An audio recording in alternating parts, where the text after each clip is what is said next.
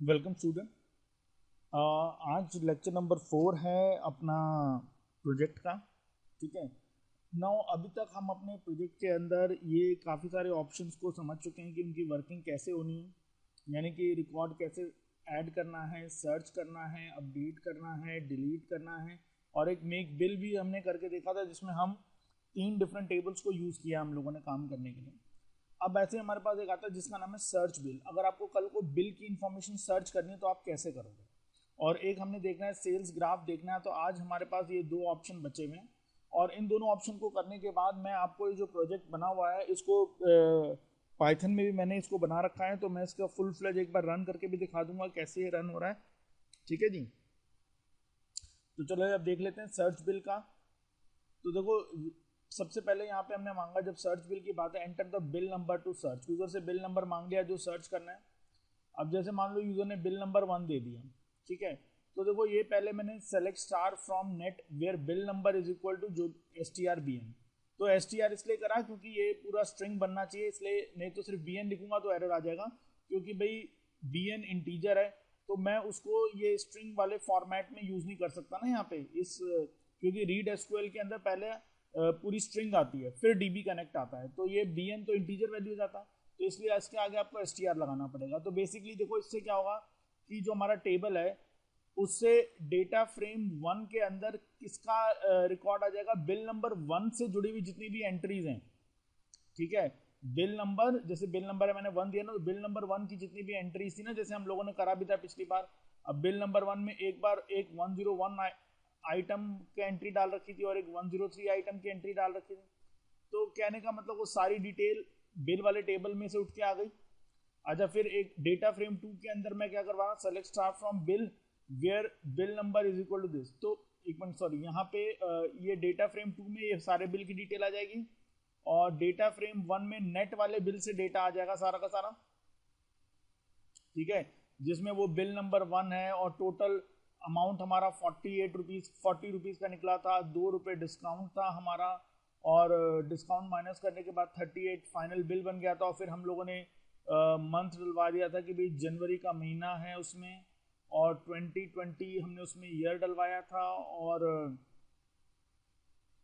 12 जो है डेट डलवाई थी। तो ये डेटा डेटा ये, क्योंकि ये नेट बिल से डेटा उठ रहा है तो ये बिल नंबर 1 की डिटेल आ जाएगी सिर्फ डेटा फ्रेम में, और बिल और डेटा फ्रेम 2 में भी बिल नंबर 1 की ही डिटेल आएगी, क्योंकि यहाँ पे मैंने सेलेक्ट स्टार फ्रॉम नेट नहीं किया, यहाँ पे मैंने करा select star from net where bill number is equal to this. तो यानी कि सिर्फ अगर बिल नंबर मैंने 1 दिया तो सिर्फ बिल नंबर 1 की ही डिटेल उन टेबलों में से, जैसे सपोज ये जो नेट का टेबल था, इस नेट के टेबल में से सिर्फ बिल नंबर 1 की डिटेल इस डेटा फ्रेम में इंपोर्ट हुई।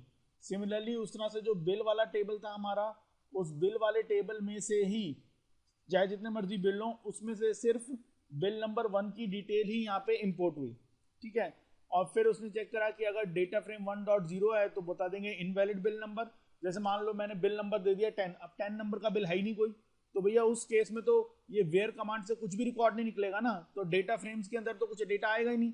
तब उस केस में डेटा फ्रेम का साइज 0 होगा तो इनवैलिड बिल नंबर दिखा देगा। और नहीं तो फिर यहाँ पे देखो डेटा फ्रेम 2 मैंने इन सारी कॉलम्स का डेटा देखने के लिए बोल दिया। ठीक है।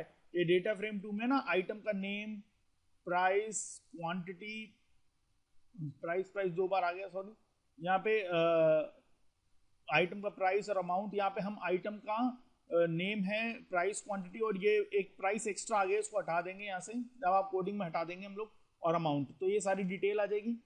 और फिर उसके बाद डेटा फ्रेम 2 में से तो सारे, जो डेटा फ्रेम 2 में सिर्फ बिल नंबर 1 की जितनी भी एंट्रीज थी, ये जितनी भी एंट्री है बिल नंबर 1 की, ये सारी वहाँ पे डिस्प्ले हो गई। ठीक है। और डिस्प्ले होने के बाद नेक्स्ट हमारे पास क्या होगा यहाँ पे, फिर हम इस डेटा फ्रेम 1 का डेटा एक्स में डलवाएंगे। ठीक है। इस एक्स नाम से एक लिस्ट बन जाएगी हमारी, और इसके अंदर ये सारा डेटा आ गया इसका सारा। ठीक है। और अब उसके बाद फिर क्या करा, जैसे एक्स के अंदर सारा डेटा आया तो मुझे पता है इसकी 1 पोजीशन पे तो, क्योंकि देखो 0 पोजीशन पे बिल नंबर है, 1 पोजीशन पे टोटल बिल है, तो टोटल बिल आ गया x1 में। डिस्काउंट, ये 2 पोजीशन पे डिस्काउंट था, 3 पोजीशन पे नेट बिल था, तो ये देखो 2 पोजीशन का डेटा दिखा दिया डिस्काउंट में और 3 पोजीशन का डेटा दिखा दिया नेट अमाउंट में। तो क्या होगा यहाँ पे कि भाई पहले ऊपर बिल नंबर आएगा जो आपका बिल नंबर है, फिर उस बिल की सारी डिटेल ये प्रिंट कर रहा हूँ ना, डेटा फ्रेम 2 को प्रिंट कर रहा हूँ, तो ये उस बिल से रिलेटेड जितनी भी डिटेल्स हैं सारी डिटेल्स वहाँ पे प्रिंट हो जाएंगी, और फिर लास्ट में जो टोटल है फाइनल है वो सब यहाँ से उठा के हमने डिस्प्ले करवा दिया। ठीक है, तो ये सिंपल सा काम हो गया हमारे पास यहाँ पे। नाउ उसके बाद नेक्स्ट हमने देखना है कि कैसे हम इसको सेल्स रिपोर्ट बनाएंगे। देखो मैंने यहाँ पे डेट डलवाने के पीछे ना मेरा रीजन यही था। अब जैसे जितनी भी एंट्रीज बिल के अंदर जाती रहेंगी तो उसमें डलता रहेगा कि यार ये जनवरी में इस तारीख को है, जनवरी के यानी कि जनवरी की सारी एंट्रीज आएंगी, फिर फरवरी, फिर मार्च, फिर अप्रैल, फिर मई, फिर जून, ऐसे चलती रहेंगी। अब सपोज मान लो मुझे मंथ वाइज निकालना है कि किस मंथ में कितनी सेल्स हुई है, इसका मैं ग्राफ शो करना चाहता हूं। तो देखो उसके लिए मैंने यहाँ पे बनाया, अब मैंने ना यहाँ पे कमांड लगाई select month comma sum of AMT from net group by month. तो आपको पता है यार ये ग्रुप बाय वाला क्लॉज है, तो ग्रुप बाय मंथ से क्या होगा कि यार जो हमारा नेट वाला जो टेबल है, ठीक है, उस नेट वाले टेबल में क्या होगा, जैसे मान लो जनवरी के बिल्स होंगे, जनवरी की एंट्रीज होंगी। ठीक है, जैसे मान लो जनवरी में जो फाइनल अमाउंट है, सपोज मान लो एक 400 रुपए का सेल हुआ, एक 50 रुपए की सेल हुई, और मान लो एक 200 रुपए की सेल हुई। ठीक है, और सपोज फिर फरवरी के अंदर 700 रुपए की सेल हुई एक। ठीक है, और फरवरी में मान लो एक और सेल्स हुई, सपोज मान लो 400 रुपए की। ठीक है, फिर जैसे फरवरी के बाद मार्च है, सपोज में 650 रुपए की एक सेल हुई। ठीक है, अच्छा मान लो इसमें से 650 रुपए की हुई थी, फिर अप्रैल में सपोज मान लो 1000 रुपए की हुई। ठीक है, फिर अप्रैल में एक और सेल हुई, सपोज मान लो 500 रुपए की। तो ऐसे एंट्रीज डली हुई है इसके अंदर। तो अब जब क्या होगा कि जैसे मान लो नेट वाले टेबल में पहले ग्रुप बाय मंथ करेगा, तो नेट वाले टेबल के रिकॉर्ड को पहले इंटरनली अलग अलग ग्रुप्स में डिवाइड कर देगा। ठीक है, तो यानी कि ये पहले 3 एंट्री जनवरी वाले ग्रुप में ऐड हो जाएंगी, ये जनवरी वाले ग्रुप में आ गया। यहाँ पे इनका अमाउंट जो है जैसे 400 रुपए का, 50 रुपए का, और क्या है 200 रुपए, ये सारा कुछ आ गया यहाँ पे। और एक ग्रुप तो ये बन गया यहाँ पे, और एक ग्रुप और बनेगा यहाँ पे, जैसे मान लो फरवरी का ग्रुप बन गया। ठीक है, फरवरी के ग्रुप में भी हमारी 2 एंट्रीज हैं। ठीक है, एक हमारे पास है 700 रुपए की एंट्री है फरवरी में, और एक 400 रुपए की एंट्री है। ठीक है, ऐसे ही इसका एक और ग्रुप बनेगा, वो मंथ के हिसाब से ग्रुपिंग करें ना, ग्रुप बाय मंथ लिखा है, तो मार्च वाले मंथ का भी एक ग्रुप बन जाएगा जिसमें 650 रुपए एंटर्ड हो रखा है। ठीक है, और ऐसे ही यहाँ इसमें एक और ग्रुप बन जाएगा, अप्रैल का भी ग्रुप बन जाएगा यहाँ पे। ठीक है, तो ये अप्रैल का भी ग्रुप बन गया हमारे पास, और अप्रैल के ग्रुप में ये 1000 रुपए की एंट्री और 500 रुपए की एंट्री, तो ये दोनों चीजें हमारे अप्रैल के ग्रुप में आ गई। तो पहले ग्रुप बाय मंथ से ये सारे मंथ वाइज अलग अलग ग्रुप में आ गए। अब उसके बाद हर ग्रुप में से ये 2 इंफॉर्मेशन आएंगी, दैट इज मंथ का नाम और सम ऑफ अमाउंट। तो जैसे पहला जो डेटा फ्रेम जो मेरा बनेगा यहाँ पे, सपोज जो डेटा फ्रेम मैं बना रहा हूँ यहाँ पे वो है DF3 नाम से लिया मैंने डेटा फ्रेम। तो देखो अब उस डेटा फ्रेम में क्या क्या आएगा, देखो ध्यान से यहाँ पे। अब उस डेटा फ्रेम में पहले तो एक होगा मंथ। ठीक है, एक फील्ड होगी मंथ के नाम से, और एक फील्ड होगी ये सम AMT के नाम, FAMT के नाम से। दूसरी फील्ड है सम और ब्रैकेट में FAMT के नाम से, AMT। ठीक है, तो ये 2 उसके अंदर एंट्री होंगी। तो पहली एंट्री इसके अंदर आएगी 0 नंबर में, तो उसमें मंथ आएगा पहला जनवरी, और इसके सारे महीनों की जो सेल है वो यहाँ पे आ जाएगी, जैसे 400, 200, 600 और 50 से। तो ये बेसिकली 650 की यहाँ एंट्री चढ़ जाएगी। फिर अगले ग्रुप में से देखेगा वो 1 नंबर एंट्री आएगी, फरवरी ग्रुप एंटर होगा उसमें, और फरवरी में यहाँ पे 1100 रुपए की सेल हुई है, तो 1100 रुपए की एंट्री आ गई यहाँ पे। फिर सेकंड एक और आएगा मार्च। ठीक है, सो ये मार्च के अंदर सपोज मान लो सिर्फ 650 रुपीज की एंट्री हुई है, तो वो आ गया यहाँ पे। और उसके बाद फिर जैसे थर्ड इंडेक्स पे एक और एंट्री आएगी अप्रैल की। ठीक है, और इस अप्रैल में 1500 रुपए आ जाएंगे। तो बेसिकली क्या होगा कि बेसिकली जो इस वाली कमांड का जो आंसर निकलेगा, जो भी इसका आंसर बनता है, जैसे ये आंसर बनेगा सारा का सारा, ये जाके आंसर हमारा किसमें स्टोर हो जाएगा, डेटा फ्रेम 3 में जाके स्टोर हो जाएगा। तो एक तरह से ये DF3 है जिसमें सारा रिजल्ट हमारा स्टोर हो गया। अब देखो इन्होंने क्या किया, फिर x is equal to D F और कोट्स में मंथ लिखा, तो यानी कि जो एक x नाम से लिस्ट बन जाएगी और इसके अंदर जितने भी इसके मंथ है उसकी एंट्री आ जाएगी, जैसे जनवरी, फरवरी, ठीक है, मार्च हो गया, अप्रैल हो गया, ये सारी नाम, ये मंथ के नेम जो है जितने भी, ये सारे के सारे इसके अंदर एंटर हो गए। फिर लिखा y is equal to D F three और यहाँ पे सम एफ एम टी, यानी इस पर्टिकुलर फील्ड की बात कर रहा है, तो एक y नाम का लिस्ट बनेगी और y में ये सारी एंट्रीज आ जाएंगी, जैसे 650 रुपये है, ठीक है, उसके बाद ये 1100 है, ठीक है, उसके बाद अगेन 650 है, ठीक है, उसके बाद अगेन 1500 है,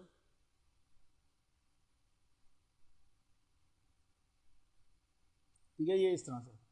तो अब x में भी डेटा आ गया, y में भी डेटा आ गया, फिर वही p डॉट बार, क्योंकि मैटप्लॉटलिब में दिखाना तो x और y को मेंशन कर दिया, x लेबल में लगा दिया मंथ, y लेबल में लगा दिया सेल्स पर मंथ। तो बेसिकली अब इस तरह से ऐसे ग्राफ बनेगा, यहाँ पे जनवरी, फरवरी, ठीक है, मार्च और अप्रैल आ जाएगा, और ये बेसिकली वो बनेंगे, और उसके हिसाब से यहाँ पे ये बार ग्राफ ऐसे इस तरह से हर मंथ की सेल्स को रिप्रेजेंट करने का ये बार ग्राफ यहाँ पे ऐसे बन जाएगा। इधर ऐसे ही मार्च का बन गया, ऐसे अप्रैल का थोड़ा सा हल्का सा, वो इस तरह से बार ग्राफ पूरा बन के हमारे सामने आ जाएगा, ठीक है जी। तो ये हमने पहले ही जो जिस तरह से हमने रिपोर्ट निकाली उसके हिसाब से हमने सेलेक्ट कमांड चला दी, और फिर उसके डेटा को हमने एक्स और वाई में डलवाया, और फिर हमने उसको बार वाले ऑप्शन में डाल दिया। तो ये देखो, ये हमारा सारा डेटा ओके रेडी हो गया है। अब जरा मैं आप लोगों को दिखा देता हूं कि क्या क्या किस तरह से डेटा डला हमारे पास सारा यहाँ पे। तो ये हमारा पाइथन का वो प्रोजेक्ट है जो जिसके हर एक ऑप्शन को मैंने उठा के आपको दिखाया है यहाँ पे। अच्छा देखो, मैं एक बार एसक्यूएल भी ओपन करके तुम्हें दिखा देता हूँ कि एसक्यूएल में देखो क्या क्या डला हुआ है यहाँ पे। तो पहले मैंने यहाँ पे शैडले पासवर्ड डाल दिया, ठीक है। अच्छा, जो मेरा डेटाबेस है उसका नाम है शॉपिंग, तो लिख दिया यूज शॉपिंग, आ गया। अच्छा, अब देखो मैं इसके अंदर देखना चाहता हूँ टेबल्स कौन से हैं, तो शो टेबल्स। तो देखो ये तीनों टेबल्स बने, बिल, आइटम और नेट। अगर मैं आइटम की इंफॉर्मेशन देखना चाहूँ, सेलेक्ट स्टार फ्रॉम आइटम, तो ये देखो इसमें 101, 1023 ये मैगी, जूस, पोहा, ये 3 एंट्रीज डली हुई हैं। अब अगर मान लो मैं बिल की वैल्यू, बिल का देखना चाहूँ, तो देखो बिल, तो बिल में देखो एक 1 नंबर बिल बना हुआ, उसमें 3 एंट्रीज हैं, और 3 नंबर बिल की 2 एंट्रीज हैं। और अगर नेट वाला देखना चाहूँ तो देखो नेट में 2 एंट्री होंगे, एक बिल नंबर 1 की फाइनल एंट्री, एक बिल नंबर 2 की और एक बिल नंबर 3 की। तो ये देखो बिल नंबर 1 जो है उसका टोटल अमाउंट 80 रुपये बना था, डिस्काउंट इतना, ये सारा कुछ डिटेल पड़ी है। और ये देखो जनवरी फरवरी के हो गए, ठीक है। अब मैं एक बार अपने इस प्रोजेक्ट को चलाता हूँ और एक बार सारे काम आपको ऑप्शंस इसके अंदर रन करके दिखाता हूँ। तो ये देख लो यहाँ पे इस प्रोजेक्ट के अंदर क्या करा है। जैसे मैंने पहले बताया था ना आपको, ये सारी लाइनें डालनी है, इंपोर्ट, एसक्यूएल, ये सब डाल दी। उसके बाद engine is equal to create और ये डीबी इंजन सारा कर दिया, ठीक है। उसके बाद देखो C H is equal to Y, फिर while C H is equal to Y, और ये मेन्यू प्रिंट कर रखा कि वो ऐड रिकॉर्ड करना है, सर्च रिकॉर्ड, अपडेट रिकॉर्ड, जो मेन्यू आपको दिख रहा था वही है। और फिर यूजर से चॉइस ले ली कि इतने सारे ऑप्शन में से क्या ऑप्शन करना है। और फिर देखो हर चॉइस का, अगर चॉइस 1 है तो मैंने ऐड रिकॉर्ड वाला कोड लिखा है यहाँ पे सारा। और उसके बाद अगर बंदे की चॉइस 2 है तो यहाँ 2 चॉइस है, तो ये सर्च रिकॉर्ड वाला सारा कोड डला हुआ है यहाँ पे। अगर चॉइस नंबर 3 है तो देखो ये अपडेट का कोड डाल रखा है यहाँ पे मैंने सारा, ठीक है। ये अपडेट का जो कोड समझाया वही डाला हुआ है। और ऐसे अगर चॉइस नंबर 4 है तो ये डिलीट का कोड डाला हुआ है। ऐसे सारे कोड डले हुए हैं। अब एक बार मैं जरा इस प्रोग्राम को रन करके देखते हैं। एक बार F5 दबाया मैंने उसको रन करने के लिए। देखो मेरे पास ये मेन्यू आ गया। अब मान लो मैं इसमें आइटम ऐड करता हूँ, तो मैंने 1 ऑप्शन दिया, एंटर मारा, तो देखो अपने आप ही आइटम कोड 104 आ गया है, क्योंकि मैंने उसमें कंसेप्ट लगाया ना ऑटोमेटिकली उसको जनरेट करने का। अब जैसे मान लो आइटम का नेम लिखना है, तो मैं आइटम का नेम लिख देता हूँ यहाँ पे। जैसे मैंने यहाँ पे लिख दिया चिप्स, ठीक है। तो प्राइस कितना है, वही 8 रुपीज रखा, और 20 मेरे पास चिप्स पड़े हुए। और आइटम ऐड करना है, अगर करना है तो करो, नहीं तो मना कर दो, no. Go to main menu, ये मेन मेन्यू वापस देखना है, मैंने कहा यस, इस मेन मेन्यू पे वापस जाना है। तो फिर ये मेन मेन्यू आ गया मेरे पास, ठीक है, जिसमें मेरे को ये ऑप्शन दिख रहा है कि भैया आपने ऐड करना है, सर्च करना। मान लो इस बार मैं सर्च करता हूँ, मैंने 2 ऑप्शन दिया, तो देखो enter item code to search, मान लो मैंने बोला 102 को सर्च करो, तो देखो 102 की डिटेल मेरे सामने आ गई, ठीक है। गो टू मेन मेन्यू, मैंने बोला यस। अच्छा, अगर अपडेट करना है मान लो, तो थर्ड ऑप्शन दे दिया। Enter the item to update, मान लो मैंने 10 अभी इस बार हमने 104 डलवाया ना, मैंने 104 आइटम को अपडेट करना है, तो दिखा रहा है कि उसका करंट प्राइस ये है 8 रुपये, तो मैं इसको चेंज करना है, मैंने कहा यस इसको चेंज करना था, कितना प्राइस करना है 9 रुपये। जैसे एंटर मारा, अच्छा ये देखो ये जो आ रहा है ना ये वार्निंग है, तो इसका कुछ नहीं है, इसको छोड़ दो, इससे कुछ नहीं होता, तुम्हारा प्रॉपरली चल रहा है। उसके बाद जैसे प्राइस डाल दिया, फिर मैंने करंट स्टॉक दिखाया कि यार स्टॉक 28 इसे चेंज करना है, मान लो मैंने मना कर दिया नहीं स्टॉक को नहीं चेंज करना, तो ये मेरा अपडेट हो गया। अब मैं वाई दबाऊंगा तो वापस मेरा मेन मेन्यू आ जाएगा। कल को डिलीट रिकॉर्ड करना है तो रिकॉर्ड डिलीट भी कर सकते हैं, ठीक है। अच्छा मेक बिल करते हैं, अब एक बिल बनाते हैं, तो मैंने यहाँ पे 5 नंबर एंट्री डाल दी कि मुझे बिल बनाना है, तो देखो बिल नंबर अपने आप आ गया 4, ठीक है, क्योंकि 1 2 3 बिल नंबर डाला, बिल अपने आप 4 आ गया। अब मैंने यहाँ पे मैंने वहाँ पे जनवरी और फरवरी की एंट्री कर दी है, एक एक रिकॉर्ड डाल दिया। मैं मार्च की एंट्री करता हूँ, तो जैसे मान लो मैंने लिखा 2 सेकेंड और यहाँ MAR मार्च और सपोज 2020 ये डेट डाल दी, और आइटम कोड मान लो मैंने इसमें 101 खरीदना था, मैगी जो कि 10 रुपए की थी मैंने 4 खरीद दिए, तो ऐड मोर आइटम मैंने बोला यस, और आइटम्स भी डालने हैं। ये इसका कुछ नहीं देखना, ये सिर्फ वार्निंग आ रही है, इससे कुछ नहीं होता, ठीक है, क्योंकि ये क्वांटिटी में भी माइनस कर रहा है तो बस इसलिए आ रहा है, इसको कुछ नहीं करना तुमने। अच्छा ऐड लेकिन जब तुम इसका आउटपुट पेस्ट करोगे तो फिर ये हटा देना वहां से उस समय। एंड फिर आइटम नेक्स्ट आइटम कोड मांग रहा है, मैंने 104 दिया। चिप्स 9 रुपए के, मैंने बोला जी मुझे 4 चिप्स दे दो, तो 36 रुपए आ गया। कह रहा और आइटम, मैंने बोला यस एक और आइटम खरीदना है, या चलो सपोज मान लो मना कर देते नहीं और नहीं करना, ठीक है। तो ये नेट इज नॉट डिफाइंड, एक मिनट ये कहीं पे हल्की सी गड़बड़ हो गई है, net is not defined.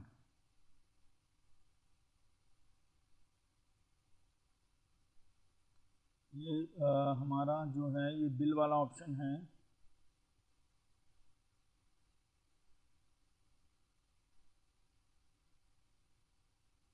Okay यहाँ पे हमारा FAMT है ना, फाइनल अमाउंट FAMT के नाम से, तो यहाँ पे गलती से नेट आ गया, इसको FAMT लिख देना है यहाँ पे, ठीक है जी। तो फिर ये कोई दिक्कत परेशानी नहीं क्रिएट करेगा, इसको सेव कर देते हैं। तो अब इसको फिर वही F5 दबा के मैं रन कर देता हूँ यहाँ पे, ठीक है। तो अभी देखो ये, अब मैं ये जानना चाह रहा हूँ कि यार ये बिल नंबर मेरा कौन सा चल रहा था, ये बिल नंबर 4 था, क्या बिल नंबर 4 पे एंट्री कुछ हुई है कि नहीं हुई, क्योंकि देखो इसमें बीच में ही एरर आ गई थी। तो अगर मैं यहाँ पे 5 नंबर दूंगा, देखो अभी बिल नंबर दोबारा 4 ही आ रहा है, क्योंकि बीच में एरर आ गई थी ना, इसलिए प्रॉपरली पूरा एग्जीक्यूट नहीं हो पाया। एग्जीक्यूट नहीं हो पाया मतलब ये वाला जो काम था ना, ये उसमें फाइल SQL में वापस डेटा डलवाने वाला, ये काम नहीं हो पाया था, ठीक है। तो खैर अभी मैं इसको वही करता हूँ, मैंने 4-MAR मार्च-2020 डेट डाल दी, और आइटम कोड 101, 3 ये लेने थे, add more item yes, item code 104, 4 chips लेने थे तो वो भी डाल दिया, और आइटम ऐड करने मना कर दिया, ठीक है। तो उसने कहा टोटल बिल मेरा 66 बना, डिस्काउंट इतना है, नेट अमाउंट इतना है, ठीक है। तो और मेन मेन्यू में जाना है, मैंने कहा यस जाना है मुझे।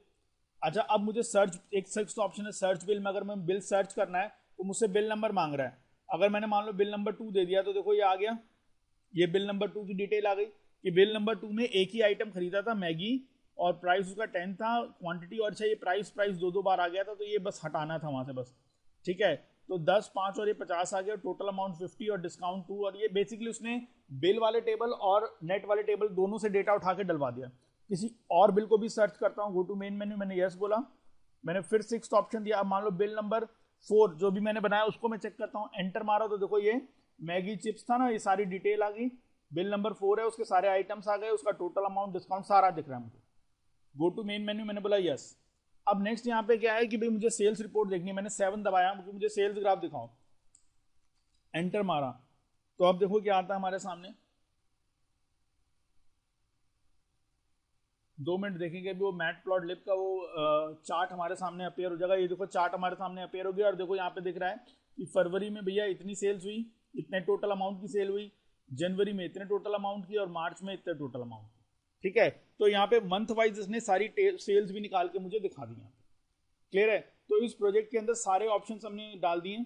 अब गो टू मेन मेन्यू में हम मना कर देते हैं, नहीं जाना तो बस बाहर आ जाएगा अपना यहाँ से, ठीक है। सो मैं जो है ये वाला जो प्रोजेक्ट है पूरा, ये इस प्रोजेक्ट का कोड और वो जितने भी वीडियोस हैं ये सारे आपको उसमें अवेलेबल हैं, क्या नाम है अपना गूगल क्लासरूम में डाल दूंगा। तो बस अब आपका काम क्या है कि इसको देख कर अपना प्रोजेक्ट बना लो। कोडिंग सारी तुम्हारे सामने बनी पड़ी है, इसको एज इट इज कॉपी करो और जो हल्के फुल्के जो एज पर योर प्रोजेक्ट के अकॉर्डिंगली आपने चेंज करना चेंज कर दो। अब जैसे मान लो कोई स्टेशनरी शॉप के ऊपर बना रहा है तो बस उसके स्टेशनरी शॉप चलेगा। कोई सपोज मान लो आइसक्रीम पार्लर के ऊपर बना रहा है तो वहाँ आइटम्स की जगह उसके आइसक्रीम्स के आ जाएगी इन्फॉर्मेशन, ठीक है। कोई सपोज मान लो इंस्टीट्यूट के ऊपर बना रहा है तो स्टूडेंट का डेटा ऐड करना, टीचर्स का डेटा ऐड करना, तो वो सब ऑप्शंस उसको डालने पड़ेंगे। तो कोड क्या लिखना है वो कोड आपको यहाँ पे बता दिया, बस इसी के अकॉर्डिंगली अब आप अपना प्रोजेक्ट तैयार कर सकते हैं, ठीक है। So that's all for the project class. Thank you very much and have a nice day.